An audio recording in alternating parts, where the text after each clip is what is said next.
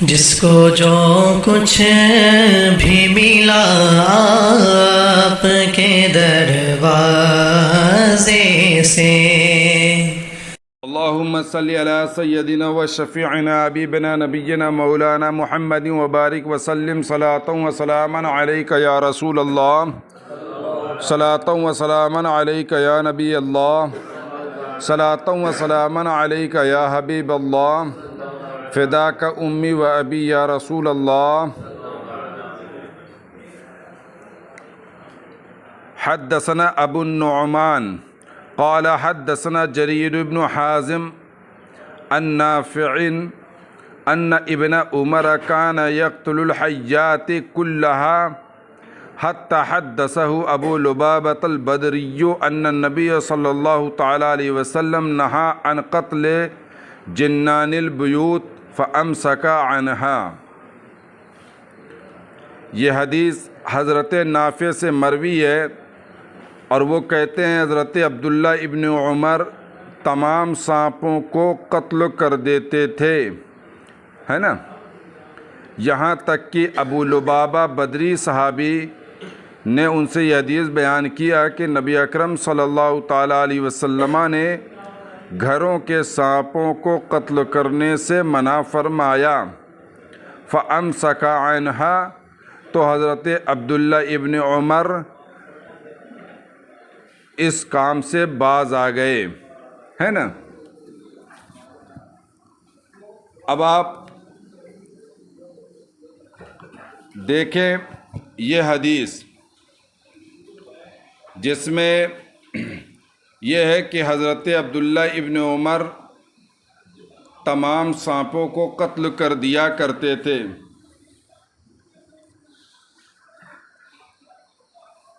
اور بخاری کے اندر بلکہ جلد اول میں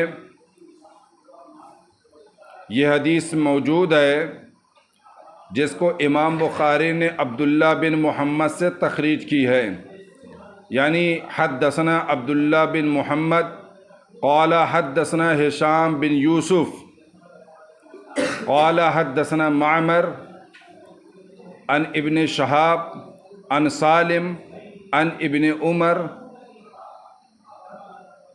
ان ابن عمر قال انه سمع النبي صلی اللہ تعالی علیہ وسلم قال اقتلوا ذا الطفیتین،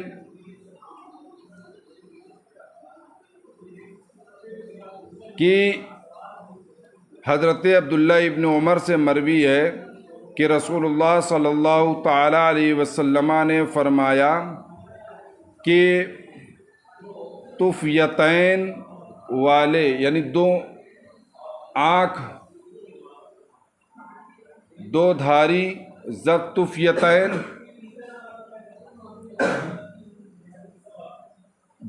جن کے اوپر دو سفیدی ہو، ہے نا، تو ذات طفیتین، تو رسول اللہ صلی اللہ تعالیٰ علیہ وسلم نے اقتلوا ذات طفیتین فرمایا. کیا فرمایا؟ یعنی طفیتین والے سانپوں کو قتل کرو، ہے نا. آگے ارشاد فرماتے ہیں فَإِنَّهُ يَطْمِسَانِ الْبَصْرَ، کیونکہ یہ بینائی کو لے جاتے ہیں، وَيَسْقُطَانِ الْحَمْلَ، حبل اور حمل کو جو ہے ساقط کر دیتے ہیں. تو اب ان دونوں حدیث کو دیکھیے، یہ بھی حضرت عبداللہ ابن عمر سے مروی ہے جو جلد اول میں ہے، اور جو یہاں پر ہے وہ بھی حضرت عبداللہ ابن عمر سے ہے. تو اب دونوں حدیث کو ملا لینے کے بعد یہ بات سمجھ میں آتی ہے کہ جن سانپوں سے اذیت کا خطرہ ہو ان سانپوں کو قتل کر دینے میں کوئی حرج نہیں ہے، اور جن سانپوں سے جان کو خطرہ نہ ہو تو اسے چھوڑ دینا چاہیے، کوئی حرج نہیں. جیسے پانی والے سانپ کو کہتے ہیں، ہے نا. بلکہ ایسے سانپوں کو جن سے اذیت کا بالکل خطرہ نہیں، یعنی جن کے اندر زہر نہیں ہوتا ہے، تو ان کو عوامر کہتے ہیں، گھروں میں رہنے والے سانپ۔ حدیث کے اندر وہ بھی الفاظ آئے ہوئے ہیں عوامر کا، ہے نا۔ تو ابو لبابہ بدری صحابی ہیں، یہ وہی ہیں کہ جب جنگ بدر ہوئی تھی تو ابو لبابہ کو، میں نے اس سے پہلے بتایا تھا نا، مدینہ کا حاکم بنا دیا تھا، اپنا نائب بنا دیا تھا رسول اللہ صلی اللہ تعالیٰ علیہ وسلم نے، وہی ہیں ابو لبابہ۔ سمجھ میں آئی بات؟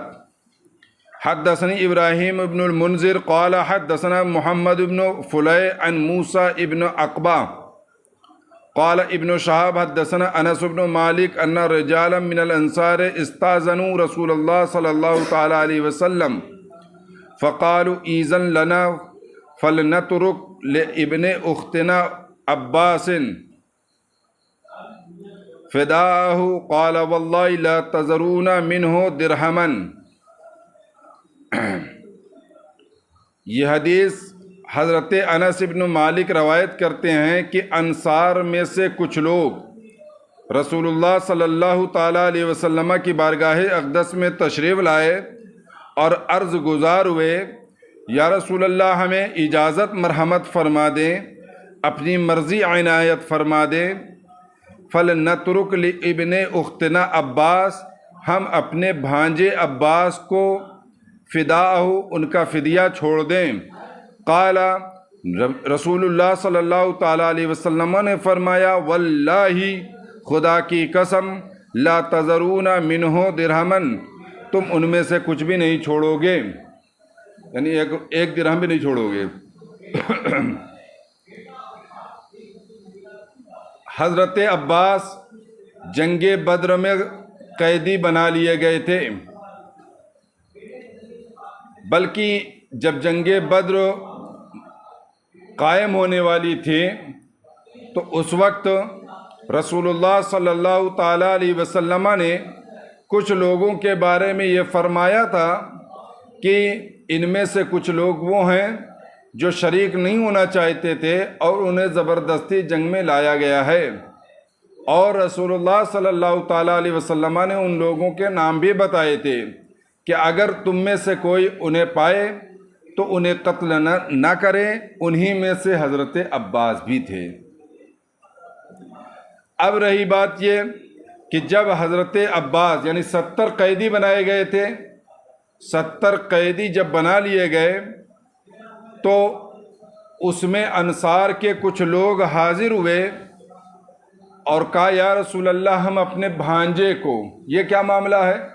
حالانکہ حضرت عباس کی والدہ انصاریہ، یعنی قبیلہ اوس و خزرج میں سے کسی میں سے نہیں تھی،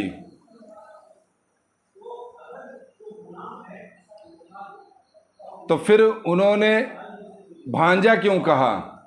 وہ اس لیے کہا کہ حضرت عباس کے والد گرامی حضرت عبد المطلب کی والدہ سلمہ بن عمرو بن زید، یہ قبیلے خزرج سے تھی، خزرجی تھی، خزرجیہ ہے نا۔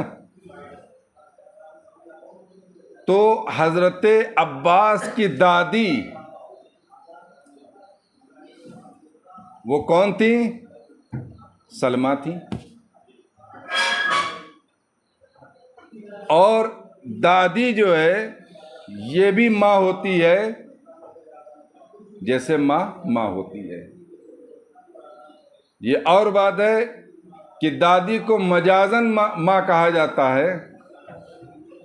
تو یہاں پر انصار صحابہ جو رسول اللہ صلی اللہ علیہ وسلم کی بارگاہ اقدس میں حاضر ہوئے اور عرض کیا، یا رسول اللہ ہم اپنی بہن کے بیٹے یعنی بھانجے عباس کے لیے ان کا فدیہ چھوڑ دیتے ہیں۔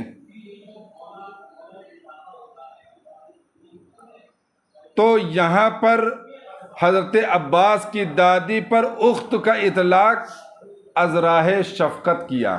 کیا کیا؟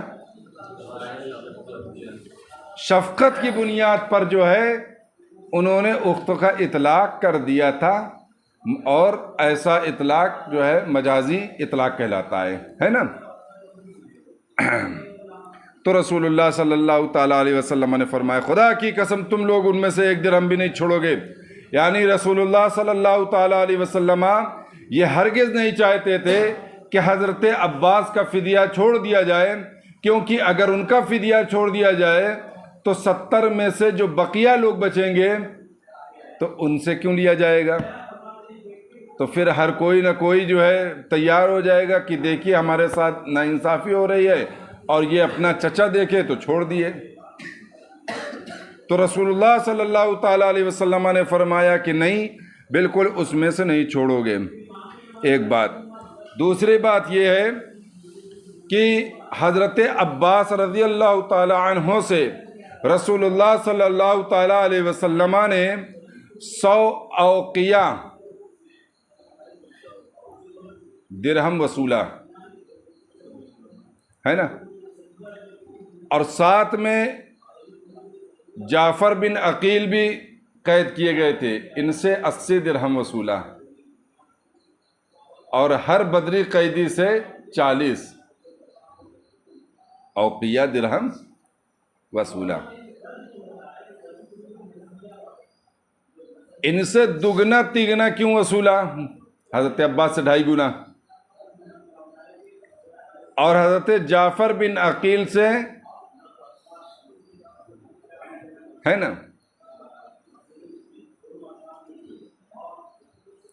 قرآن مقدس کے اندر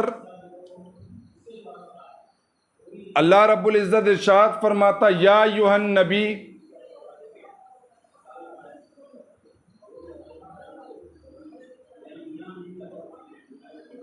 قل لمن فی ایدیکم من الاسری ان یعلم اللہ ما فی قلوبکم خیرا یؤتکم مما اخذ خیرا. یہی ہے. یعنی اے نبی، جو آپ کے ہاتھوں میں قیدی ہیں ان سے آپ کہہ دیں کہ اگر اللہ تمہارے دلوں میں خیر جانے گا تو پھر تم سے جو فدیے میں لیا جا رہا ہے نا، اس سے زیادہ تمہیں عطا فرمائے گا. یؤتکم خیرا.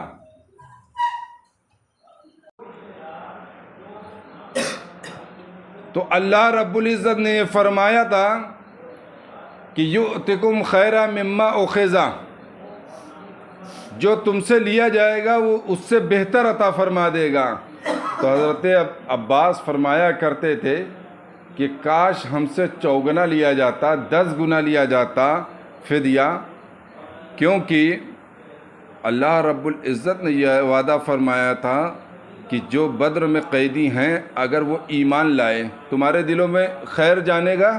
یعنی اگر ایمان جانے گا اور ثابت قدمی جانے گا، یہی تو خیر ہے، تو پھر اللہ رب العزت تمہیں وہ عطا فرمائے گا جو اس سے بھی زیادہ ہوگا، اس سے بھی بہتر ہوگا، ہے نا. تو حضرت عباس یہ فرمایا کرتے تھے، اس لیے رسول اللہ صلی اللہ تعالیٰ علیہ وسلم نے ان سے 2 گنا اور 2.5 گنا لیا، پھر اللہ تبارک تعالیٰ نے ان کو خیر عطا فرمایا. اور بقیہ لوگوں میں سے جو مسلمان ہوئے انہیں بھی خیر عطا فرمایا. حدثنا ابو عاصم عن ابن جریج عن الزہری عن عطاء ابن یزید عن عبید اللہ ابن عدی عن المقداد ابن الاسود تحویل السند. وحدثني اسحاق قال حدثنا یعقوب بن ابراہیم ابن سعد قال حدثنا ابن اخی ابن شہاب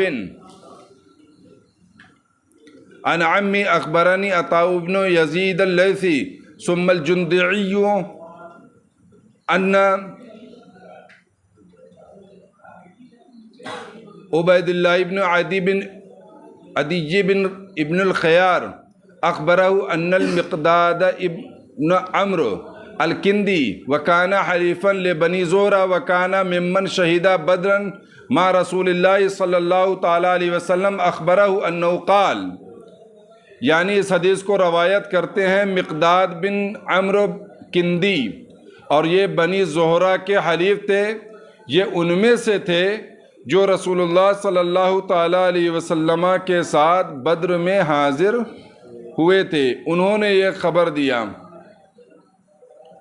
کہ انہ قال لرسول اللہ صلی اللہ تعالیٰ علیہ وسلم، کہ انہوں نے رسول اللہ صلی اللہ تعالیٰ علیہ وسلم سے کہا، ارأیتا، ذرا بتائیے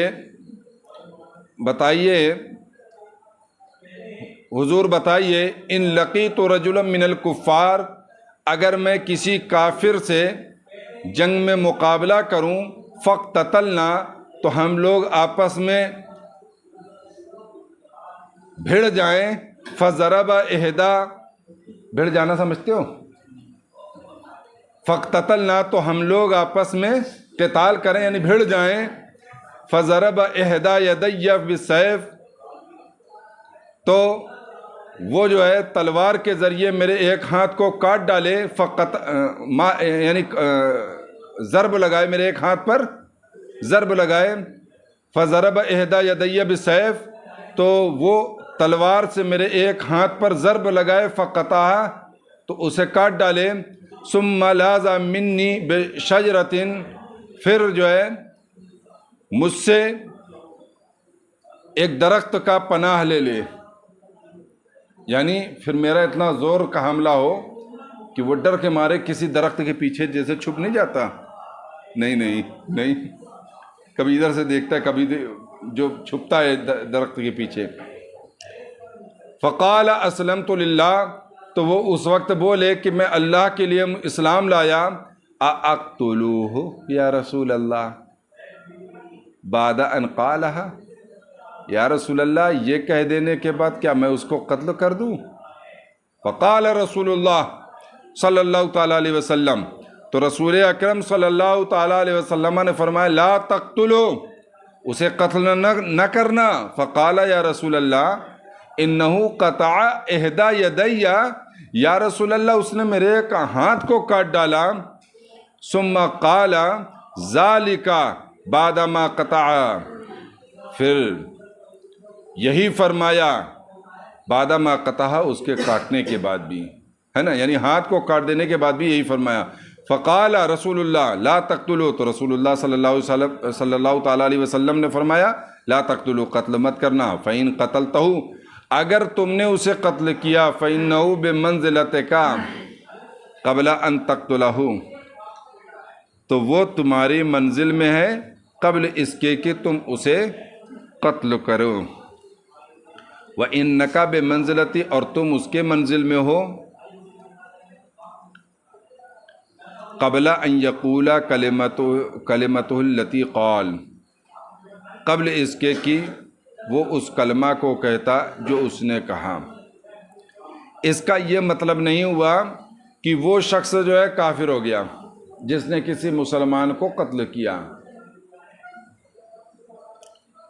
اس کا مطلب یہ ہوا کہ اگر تم نے اس کو قتل کر دیا کلمہ طیبہ پڑھنے کے بعد، تو پھر مسلمان کو بلا عذر قتل کرنے کی بنیاد پر قصاص لیا جائے گا، اور جب قصاص لیا جائے گا تو تمہیں بھی قتل کیا جائے گا۔ اسی لیے رسول اللہ صلی اللہ تعالیٰ علیہ وسلم فرماتے ہیں کہ وہ تمہاری منزل میں ہے قبل اس کے کہ تم اسے قتل کرو، یعنی تمہارے قتل کرنے سے پہلے وہ تمہارے درجے میں ہے اور تم اس کے درجے میں ہو، اور تم اس کے درجے میں ہو قبل اس کے کہ وہ اس کلمہ کو کہتا جو اس نے کہا۔ تو اس کا یہ مطلب نہیں ہے کہ تم جو ہے اس کے درجے میں، جب اس نے کلمہ نہیں کہا تھا اس کے درجے میں یعنی کافر ہو گئے، یہ مطلب نہیں ہے نا۔ مطلب یہ ہے کہ جس طرح مسلمان اور کافر کے درمیان جنگ ہو تو مسلمان کے لیے جائز ہے کہ وہ کافر کو قتل کرے، اس کا خون بہانا جائز ہے، کوئی حرج نہیں ہے، تو جب کلمہ پڑھ لیا اور قتل کر دیا تو اب تمہارا بھی خون بہانا جائز ہے نا؟ گویا کہ اس کے کلمہ پڑھنے سے پہلے جیسا اس کا خون بہانا جائز تھا ویسے اب تمہارا جائز ہو گیا۔ اس کا یہ مطلب نہیں ہے کہ کافر ہو جائے گا انسان، ہاں البتہ اگر کوئی کسی مسلمان کو مسلمان ہونے کی بنیاد پر قتل کرتا ہے تو کافر ہو جائے گا، ہے نا؟ مسلمان کو مسلمان ہونے کی بنیاد پر، اس کی اسلام کی بنیاد پر قتل کرتا ہے تو وہ کافر ہو جائے گا، اسلام سے باہر ہوگا۔ لیکن اگر کوئی مسلمان کو مسلمان جان کر نہیں، اس کی اسلام کی بنیاد پر قتل نہیں کرتا تو پھر یہ فسق ہے، گناہ کبیرہ ہے۔ اللہ رب العزت نے اس پر جو ہے وعید فرمائی ہے،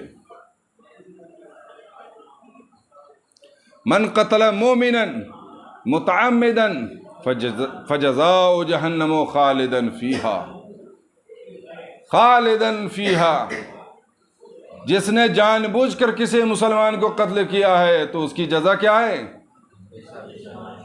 ہمیشہ جہنم۔ یہاں مراد ہے طول مکث، یعنی بہت دنوں تک رہے گا، ہے نا؟ کہ لوگوں کو لگے گا کہ یہ ہمیشہ رہے گا۔ جیسے بہت سارے لوگ جیل میں چلے جاتے ہیں اور کافی عرصے تک رہنے کے بعد تو لوگ مایوس ہو جاتے ہیں کہ اب کیا چھوٹے گا، ہے نا؟ تو یہاں پر خالدن کا مطلب یہ نہیں ہے کہ وہ کبھی جنت نہیں آئے گا، اتنا جو ہے جہنم میں رہے گا، اتنے دن رہے گا کہ لوگ سمجھیں گے اب کیا چھوٹے گا، اس لیے وہاں پر خالدن فیہا فرمایا گیا، ہے نا؟ سمجھ میں آئی بات؟ ومن یقتل ہے، ومن یقتل، ومن قتل نہیں ہے نا، اسی لیے تو کہتا ہوں کہ کبھی کبھی افسوس ہوتا ہے کہ حافظ نہیں ہوں میں، غلط ہو جاتا ہے نا۔ خیر، جہاں پر قرآن کی آیت غلط ہو جائے وہ میری اپنی غلطی ہے۔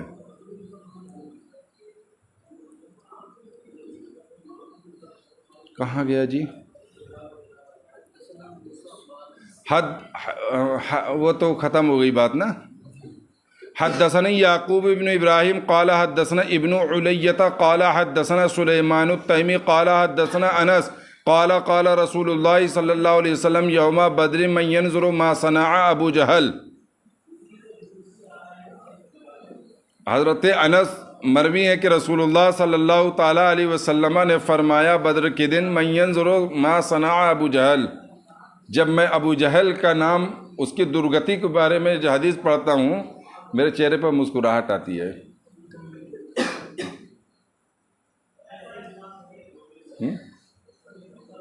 اس کی جب درگتی میں سنتا ہوں حدیث پڑھ کر تو میں مسکراتا ضرور ہوں، ہے؟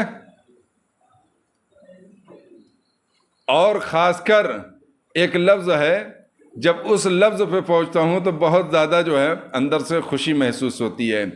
وہ کیا ہے ابھی بتاؤں گا کہاں پہ۔ من ینظر ما صنع ابو جہل، رسول اللہ نے بدر کے دن فرمایا کون ہے جو دیکھے کہ ابو جہل کا کیا بنا، ما صنع کیا ہوا، کیا بنا۔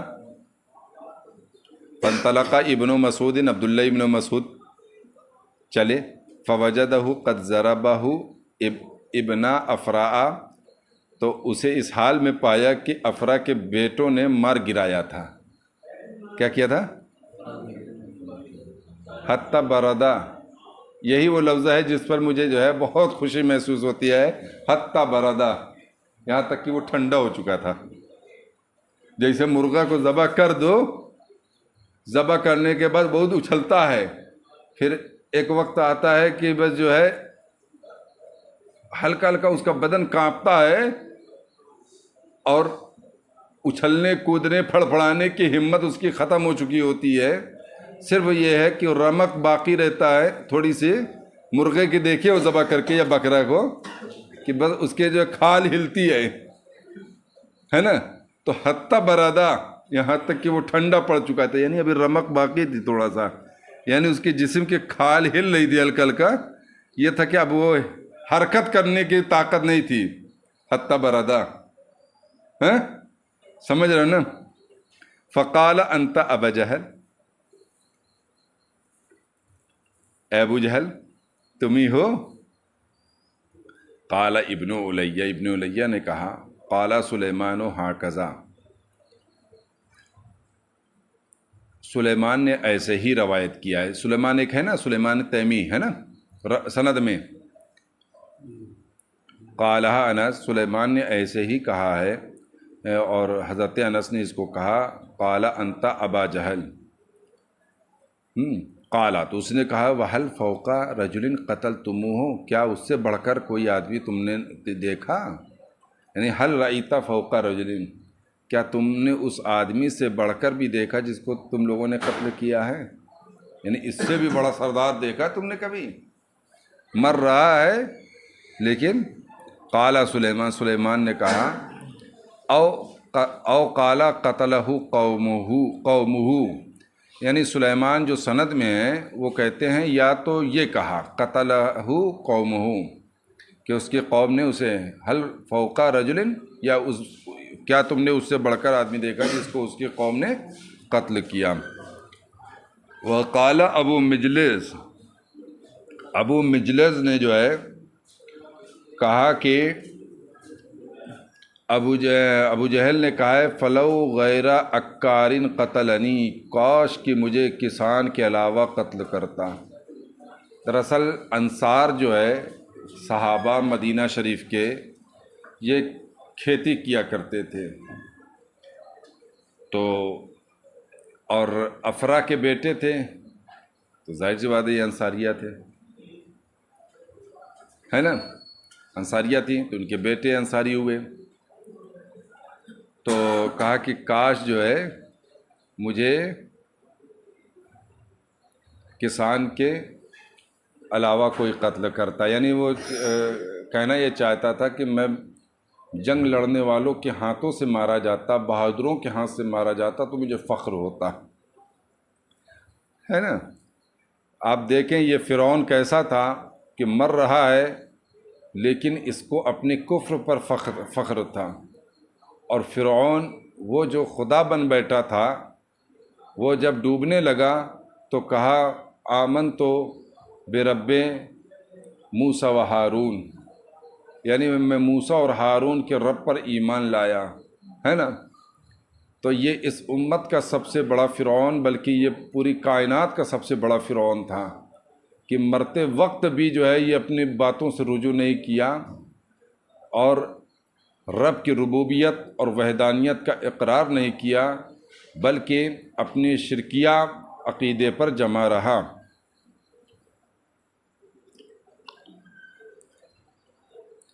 یہ حدیث مروی ہے حدثنا موسیٰ قال حدثنا عبد الواحد قال حدثنا معمر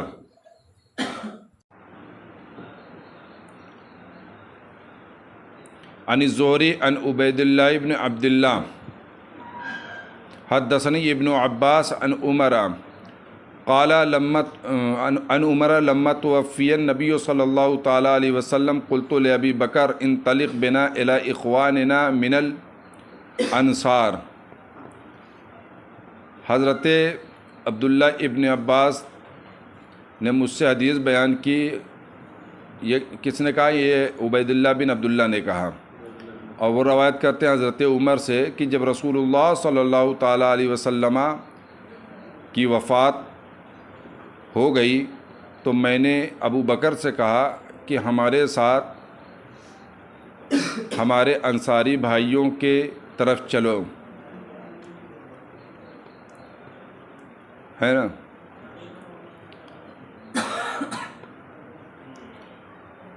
فلقین منہم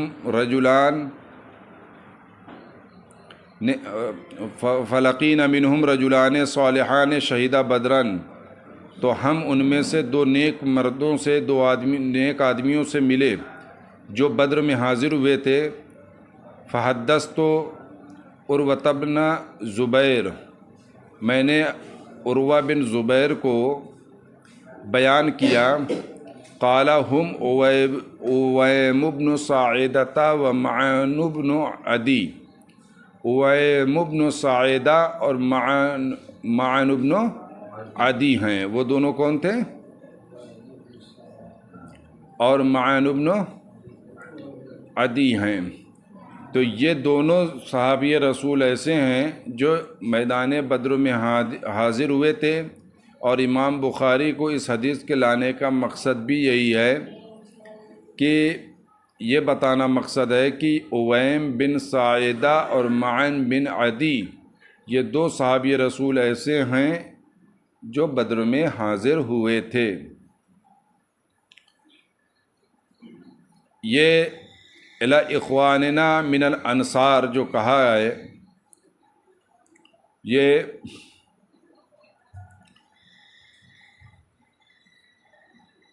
اسی واقعے کی جانب اشارہ ہے جس واقعہ میں سقیفہ بنی ساعدہ میں جو پیش آیا تھا۔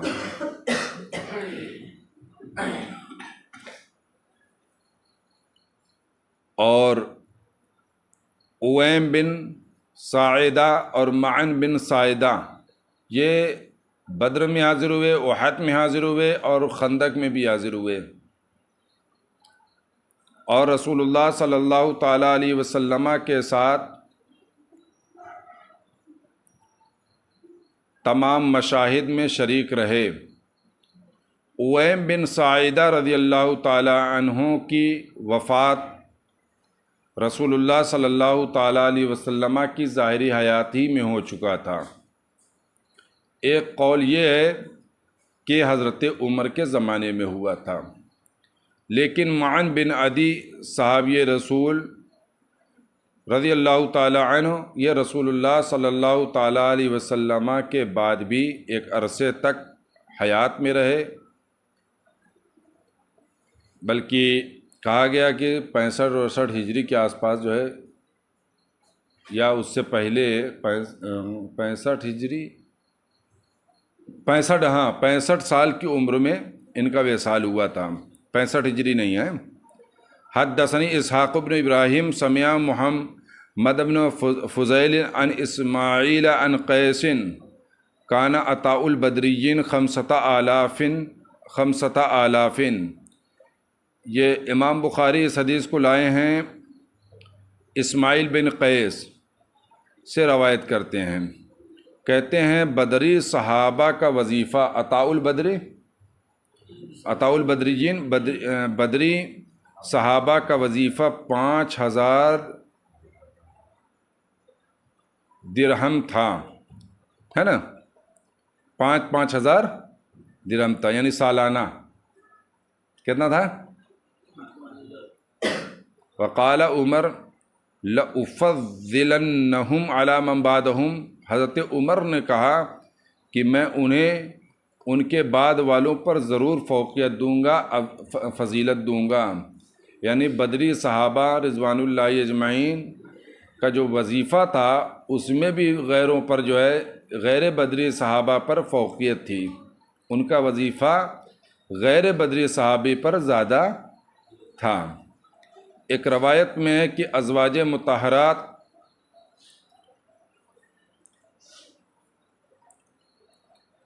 رضی اللہ تعالی عنہن کا وظیفہ حضرت عمر نے سالانہ 12000 درہم مقرر فرمایا تھا ہر ایک کو، ہیں۔ تو یہ معاملات تھے۔ اس حدیث کو امام بخاری کے لانے کا صرف مقصد یہ ہے کہ بدری صحابہ کا وظیفہ بیان کرنا، چونکہ بدر سے تعلق تھا، اس بنیاد پر اس کو باب و فضل من شہدہ بدرہ کے تحت حدیث لے آئے۔ اور کہاں ہے؟ حدثنی اسحاق بن منصور قال حدثنا عبد الرزاق قال اخبرنا معمر عن الزہری عن محمد بن جبیر عن ابیہ قال سمعت النبی صلی اللہ علیہ وسلم یقرأ فی المغرب بالطور وذلك اول ما وقر الایمان فی قلبی۔ یہ محمد بن جبیر اپنے والد سے روایت کرتے ہیں، یعنی جبیر سے۔ وہ کہتے ہیں نبی اکرم صلی اللہ تعالیٰ علیہ وسلم کو مغرب میں سورہ والطور پڑھتے ہوئے سنا۔ وہ کیا ہے؟ کیا ہے؟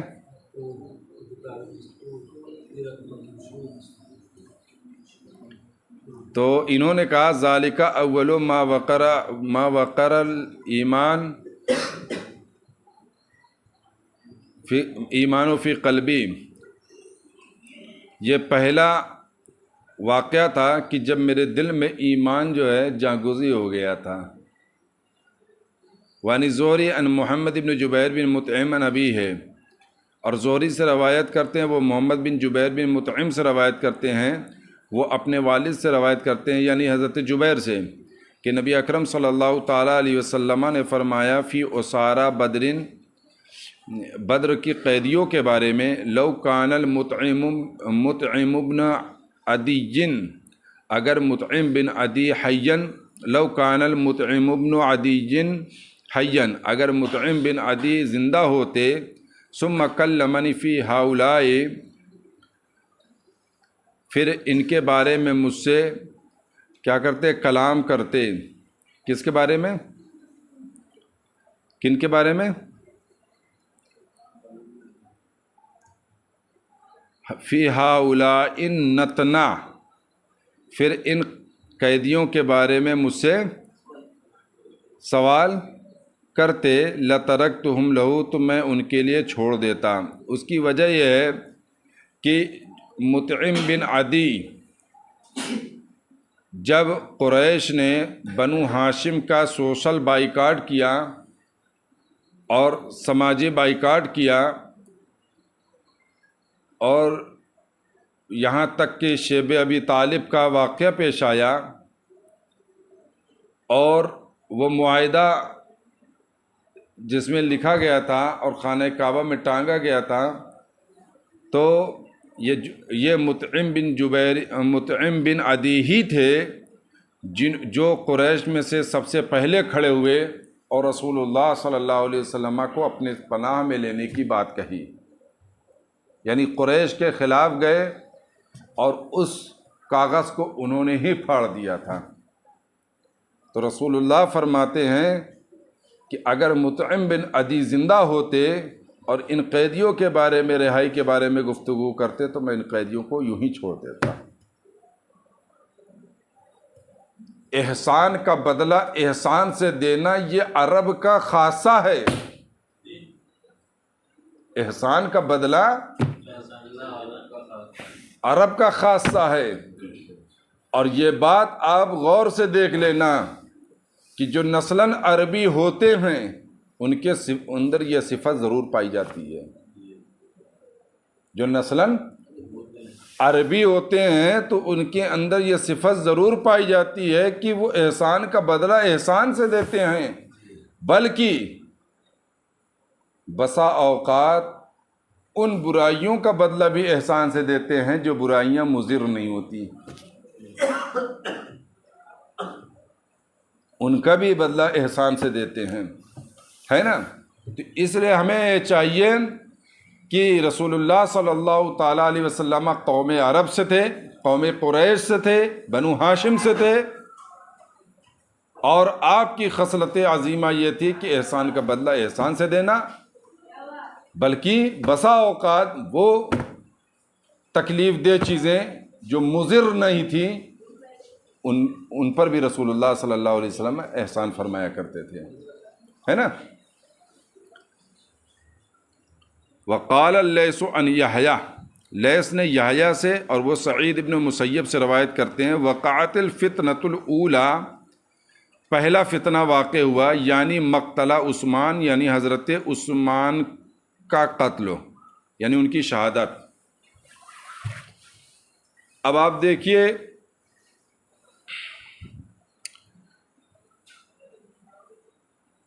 کہ حضرت عثمان کی شہادت یہ اس امت میں سب سے پہلا فتنہ تھا۔ وَلَمْ تُبْقِ مِنْ أَصْحَابِ بَدْرٍ أَحَدًا، بدر کے صحابہ میں سے کوئی ایک باقی نہ تھا۔ حالانکہ یہ بات صحیح نہیں ہے، کیونکہ حضرت علی تو باقی تھے نا، طلحہ زبیر باقی تھے۔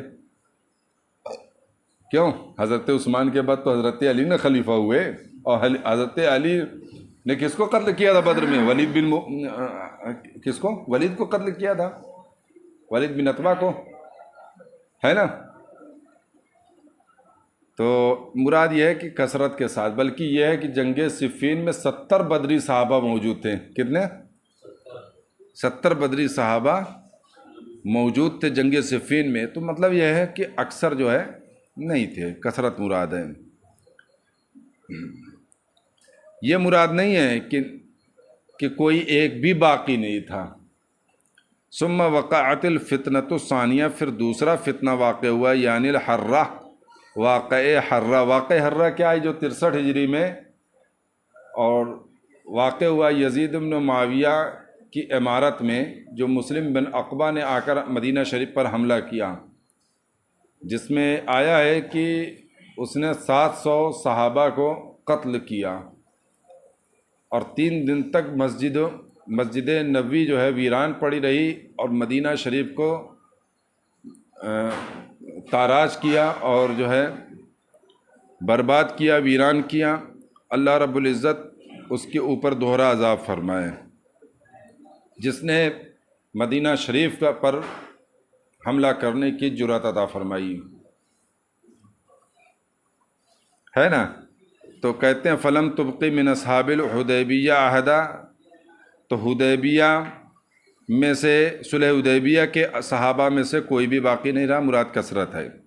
ثم وقعت الثالثہ، پھر تیسرا فتنہ واقع ہوا، فلم ترتفع، تو وہ فتنہ بھی ختم نہیں ہوا تھا، وللناس طبوخ، اور لوگوں میں کچھ عقل و شعور تھا۔ تیسرا فتنہ کون سا ہے؟ تیسرا فتنہ کچھ لوگوں نے کہا ہے وہ امام حسین کی شہادت ہے، اور کچھ لوگوں نے کہا وہ جنگ صفین کا معاملہ ہے نا؟ بہرحال یہ 3 فتنوں کے بارے میں حدیث پاک میں آیا ہوا ہے۔ بس